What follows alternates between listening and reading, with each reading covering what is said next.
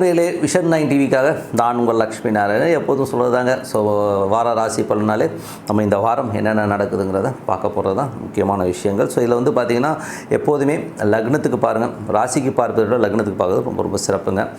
உதாரணத்துக்கு ஒரு மகர லக்னம் விருச்சிக ராசினா விருச்சிக ராசிக்கான பலன்களை பார்ப்பதை விட மகர ராசிக்கான பலன்களை பாருங்கள். அதே நேரத்தில் வந்து உங்களுடைய தசா புத்தி அந்தரங்கள், ஸோ என்னென்ன இருக்குதோ அந்த தசா புத்தி அந்தரங்களையும் நோட் பண்ணி அதை மிங்கிள் பண்ணி பார்க்க போது ரொம்ப சிறப்பான பலன்களை கண்டிப்பாக பார்க்கலாங்கிறது உண்மையான விஷயம். ஸோ இந்த வீடியோட எண்டில் டிப் ஆஃப் த வீக் இருக்குது, மறக்காமல் பாருங்கள். தனுசு ராசி. ஸோ தனுசு ராசிக்கு வந்து எப்படி இருக்கும் அப்படின்னு பார்க்கலாம். ஸோ தனுசு ராசிக்கு வந்து உங்களது ராசி அதிபதி வந்து 5ல் இருக்காருங்க. ஸோ 5ல் இருக்கும்போது என்ன மாதிரி விஷயங்கள்லாம் நடக்கும்? ஸோ 5ல் வந்து உங்களுக்கு வந்து அந்த வக்கரமாக இருந்த குரு வந்து வக்கர நிவர்த்தி ஆகிறார் 1ஆம் தேதியிலேருந்து. அது ஒரு நல்ல விஷயம். அதுவும் கேதுடைய சாரத்தில் இருக்கும்போது பார்த்திங்கன்னா தொழில் ரீதியான விஷயம் ரொம்ப கவனமாக இருக்கணும். அதுவும் லீகல் சம்மந்தமான விஷயங்கள், சட்ட ரீதியான விஷயங்கள்லாம் ரொம்ப கேர்ஃபுல்லாக இருக்கிற ஒரு காலகட்டம் தாங்க. ஸோ அதனால் வந்து நீங்கள் கொஞ்சம் கேர்ஃபுல்லாக இருங்க. இது யாருக்கெல்லாம் நடக்கும் அப்படின்னும் போது, யாருக்கெல்லாம் வந்து தனுசு லக்னமாக இருந்து குரு தசாபுத்தி அந்தரம் நடக்கணும், கண்டிப்பாக கொஞ்சம் கேர்ஃபுல்லாக இருக்கணும் ஒரு காலகட்டங்கள். இந்த காலகட்டத்தில் வந்து பார்த்திங்கன்னா யாருக்கெல்லாம் குழந்தை இல்லையோ, ஸோ அவங்க வந்து ஒரு ட்ரீட்மெண்ட்டில் வந்து குழந்தை பிறப்பதற்கான ஒரு ட்ரீட்மெண்ட்டான ஒரு குழந்தை வாரிசு வருவதற்கான வாய்ப்பு ரொம்ப சிறப்பாக இருக்குது. கண்டிப்பாக ட்ரை பண்ணி பாருங்கள். அதுக்கப்புறம் பார்க்கும்போது உங்களது ராசியிலே வந்து பார்த்திங்கனாலும் உங்களுக்கு வந்து 2ஆம் அதிபதி, ஸோ 2ஆம் அதிபதியான சனி வந்து 3ல் இருக்கும்போது சின்ன சின்ன கலகங்கள் ஏற்படுவதற்கான வாய்ப்புலாம் ரொம்ப கவனமாக இருக்கணும். ஒரு சொத்து விற்று இன்னொரு சொத்து வாங்குவதற்கான வாய்ப்புகள், சொத்துக்களால் பெரிய பணம் வருவதற்கான வாய்ப்புலாம் ரொம்ப சிறப்பாக இருக்குங்க. பட் இருந்தாலும் கொஞ்சம் கேர்ஃபுல்லாக இருக்கும். ஏன்னா நீங்கள் என்ன பேசுங்க ஏது பேசுங்கன்னு சொல்லி மற்றவங்க உழவு பார்ப்பதற்கான வாய்ப்பு இருக்குன்னா ரொம்ப கேர்ஃபுல்லாக இருக்கணும் ஒரு காலகட்டம். ஸோ கொஞ்சம் பார்த்து நடந்துக்க வேண்டியது ரொம்ப ரொம்ப அவசியங்க. ஏன்னா அந்த சூழ்நிலை அந்த மாதிரி அமைஞ்சிடும். ஸோ அதனால் கொஞ்சம் பார்த்து நடந்துக்குங்க. ஏன்னா வந்து சில நேரங்களில் வந்து நம்ம ஏதாச்சும் வந்து விளையாட்டாக பேசுவோம், அதே வந்து சில பேர் பிடிச்சிட்டு அதனால் வந்து வம்பு வழக்கில் வர்றதுக்கான வாய்ப்பு ரொம்ப கேர்ஃபுல்லாக இருக்கணும் ஒரு காலகட்டங்கள். அதுக்கப்புறம் எப்படி இருக்குது அப்படின்னும் போது உங்களுக்கு வந்து 5ஆம் அதிபதி, ஸோ 5ஆம் அதிபதி வந்து 6ல் இருக்கும்போது பார்த்திங்கன்னா உங்களுக்கு வந்து 4ஆம் அதிபதி 5ல் இருக்கும்போது குழந்தைகளுக்காக நிறைய செலவு பண்ணுற மாதிரி விஷயங்கள் இருக்கும். குழந்தைகளோட விஷயங்கள் சில நேரங்கள் வந்து குழந்தைகள் வெடுக்குன்னு பேசுகிறது இதெல்லாமே நம்ம கொஞ்சம் ஸ்ட்ரெஸ்ஸை கொடுப்பதற்கான வாய்ப்புலாம் நிறைய இருக்குது. ஸோ அதனால் கொஞ்சம் குழந்தைங்கள் விஷயம் மட்டும் கொஞ்சம் பார்த்துன்னு இருக்குங்க. அதுவும் வந்து கேதுடைய சாரத்தில் போகும்போது குழந்தைகள் வந்து நம்மளை வந்து நிறைய கேள்விகள் கேட்பாங்க. ஸோ அவங்க கேட்குற கேள்விகளும் நம்ம கொஞ்சம் என்னடா அது பயப்பட இந்த மாதிரிலாம் கேட்குறது ஒரு சின்ன சலனத்தை ஏற்படுத்தும். அது மட்டும் இல்லை 4ல் ராகு. ஸோ 4ல் வந்து ராகு வந்து பார்த்திங்கன்னா உங்களுக்கு வந்து என்ன மாதிரி விஷயங்களை கொடுக்கும்னா, ராகு வந்து பார்த்திங்கன்னா புதனுடைய சாரத்தில் போகும், புதனும் வக்கரமாக போகும்போது இந்த வாரம் வந்து கொஞ்சம் நிறைய சொத்துக்கள் சார்ந்த விஷயங்கள், யாருக்கெல்லாம் வந்து தனுசு லக்னமாக இருந்து ராகு தசா புத்தி அந்தரம் நடக்குதோ அவங்களுக்கு வந்து சொத்துக்கள் சார்ந்த விஷயங்கள் கொஞ்சம் கேர்ஃபுல்லாக இருக்கணும் ஒரு காலகட்டம். ஸோ அதில் வந்து கொஞ்சம் வந்து டென்ஷன் ஸ்ட்ரெஸ் வருவதற்கான ரொம்ப கவனமாக இருக்கணும். அது மட்டும் இல்லாமல் உங்களுக்கு வந்து 5ஆம் அதிபதியான செவ்வாய் உங்களுக்கு ராசியிலேயே வந்து கேதுடைய சாரத்தில் போகும்போது குழந்தைகள் பூர்வீக சொத்துக்கள் சம்பந்தமான விஷயங்கள், யாருக்கெல்லாம் தனுசு லக்னமாக இருந்து செவ்வாய் தசா புத்தி அந்தரம் நடக்குதோ ஸோ அவங்க வந்து சொத்துக்கள் சார்ந்த விஷயங்கள் வந்து கொஞ்சம் கவனமாக இருக்கணும். ஏன்னா வந்து அதில் வந்து கொஞ்சம் சின்ன ஒரு ஸ்ட்ரெஸ்ஸு டென்ஷன் வருவதற்கான வாய்ப்புகள், அந்த குடும்பத்தில் சொத்து பிரிவினை இந்த மாதிரி விஷயங்கள் வந்து கொஞ்சம் கேர்ஃபுல்லாக உட்காந்து பேசி தீர்மானம் பண்ணுறது ரொம்ப ரொம்ப நல்லதுங்க. அதுக்கப்புறம் பார்க்கும்போது உங்களது 6ஆம் அதிபதியான சுக்கிரன் வந்து உங்களுக்கு வந்து 12ல் இருந்து அது சனியுடைய சாரத்தில் இருக்கும்போது நிறைய வேலை மாற்றங்களுக்கு பற்றி யோசிப்பீங்க. இந்த கம்பெனி விட்டு வேறு கம்பெனி போயிடலாமா, இல்லை வேறு இடத்துக்கு வேலைக்கு போகலாமாங்கிற எண்ணங்கள் நிறையவே இருக்கும். ஸோ இதெல்லாம் யாருக்கு நடக்கணும் போது தனுசு லக்னமாக இருந்து சனி தசா புத்தி அந்த கண்டிப்பாக நடப்பதற்கான வாய்ப்புலாம் நிறைய இருக்குது. ஏன்னா அவங்களுக்கு வந்து 2ஆம் அதிபதி 3ல், அது 3ஆம் அதிபதி 4ல் போது கொஞ்சம் இந்த வேலை விஷயங்கள், அதாவது சனியுடைய சாரத்தில் போகும்போது இந்த மாதிரி விஷயங்கள்லாம் தோணும், கொஞ்சம் வேவரிங்காக இருக்கும். கொஞ்சம் யோசித்து பொறுமையாக ஹேண்டில் பண்ணுறது ரொம்ப ரொம்ப நல்ல. வருமானம் வரணும், கண்டிப்பாக வருமானம் வருவதற்கான வாய்ப்புலாம் ரொம்ப சிறப்பாக இருக்குது. 7ஆம் அதிபதியான புதன் வந்து பார்த்திங்கன்னா வக்கரமாக இருக்கும். மனைவி கொஞ்சம் பிடிவாதமாக இருப்பாங்க. ஒரு சில விஷயங்கள் நம்ம என்ன சொன்னாலும் புரிஞ்சிக்காமல் கொஞ்சம் ஸ்ட்ரெஸ்ஸாக இருக்கிறதுக்கான வாய்ப்புகள் இருக்கணும். கொஞ்சம் பார்த்து நடந்துக்கணும்.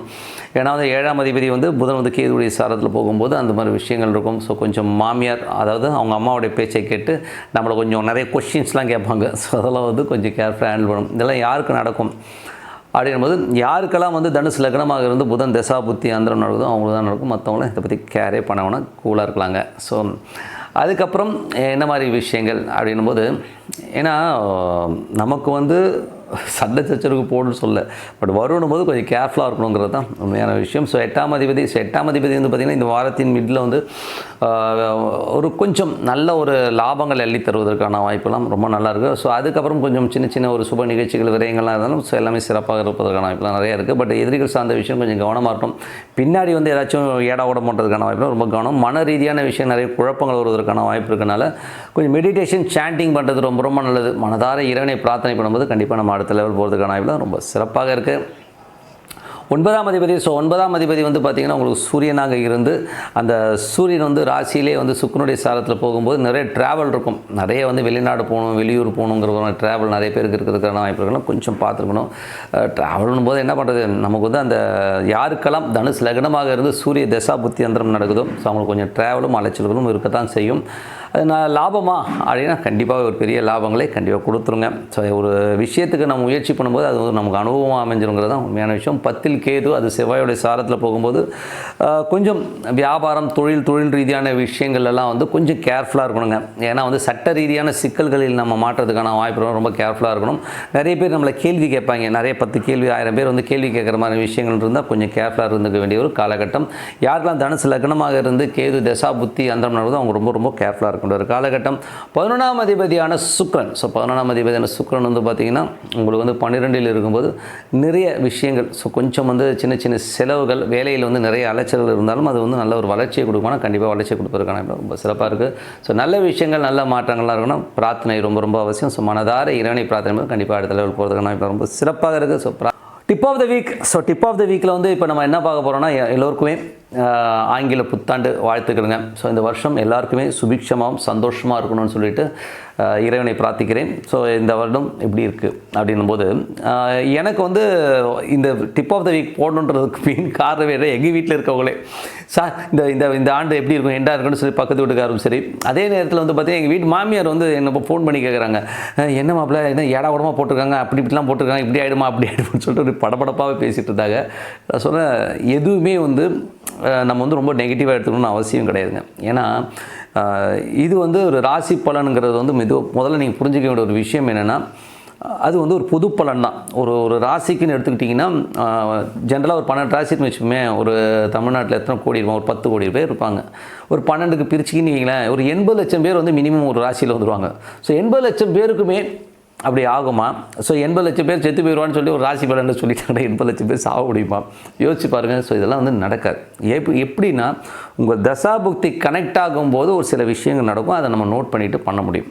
ஏன்னா ஒரு தனிப்பட்ட ஜாதகத்தை வச்சு நம்ம கணிக்கும் போதே பார்த்திங்கன்னா எப்பேற்பட்ட வஸ்தாது பெரிய கிங்குன்னு சொல்கிற ஜோதிடராக இருந்தாலும் ஒரு 75% வேறு சொல்ல முடியாது.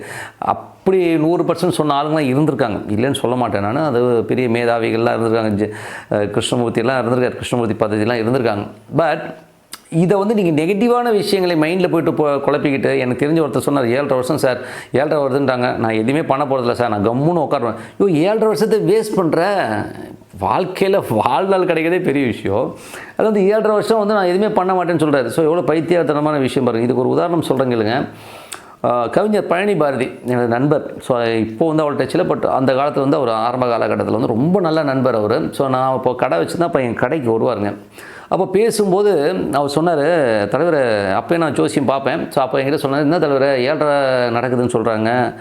ஆனால் அவர் 7 நடக்கிற அந்த டைமில் தான் உள்ளத்தை அள்ளித்தான்னு ஒரு படம் சூப்பர் டூப்பர் ஹிட்டாகி பணம் கொட்டுது. அவர் சொல்கிறாரு, எனக்கு இந்த உட்காரது கூட நிற்கிறது கூட நேரம் இல்லைங்க, அவ்வளோ பிஸியாக இருக்கேன். ஆனால் இங்கே பத்திரிகையில் ராசி பலன்லாம் என்ன பண்ணுறா, 7.5 சரி ஊரை விட்டு ஓடிடுவேன் அப்படி இப்படின்னு கண்ணாமண்ணான்னு போட்டு வச்சுருக்காருங்க அப்படின்னு சொல்லிட்டு போட்டு வச்சுருந்தேன்.